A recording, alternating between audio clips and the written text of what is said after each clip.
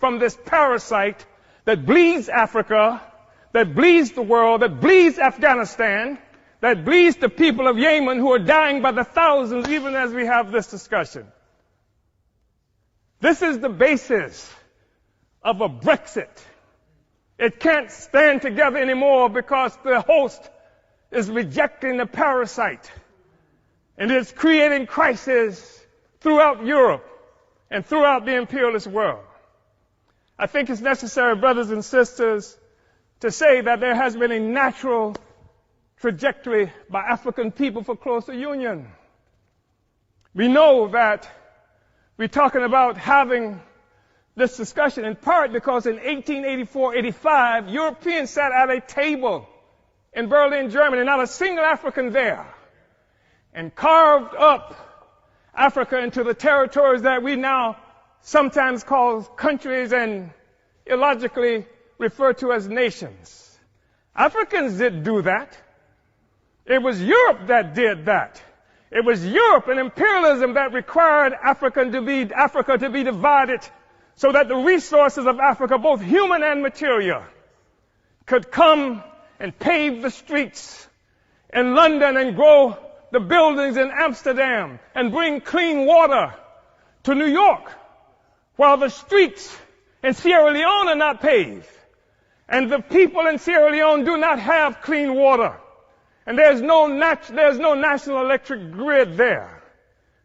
It is necessary to keep Africa divided by European imperialism and by all the imperialism in order to continue to suck the resources from Africa so that cell phones could exist here, so that Steve Jobs and the others could achieve some great notoriety from the coltan that comes from Congo, where Leopold killed at least 12 to 15 million Africans in order to conquer and keep Africa in the condition it's in today. We talk about a united Africa and African Union because of what European imperialism has done to Africa to keep us divided. We know it's true. We saw 100 years or so ago, Marcus Garvey organized the Universal Negro Improvement Association and African Communities Leagues that stretched across the globe. More than 11 million African people everywhere were connected to this. Africa for Africans, at home and abroad. That was the cry. Not Africans for Nigerians that didn't even exist until the British created it in 1915. And Flora Shaw, the mistress who would become the wife of Frederick Lugard, came up with the name nigger area.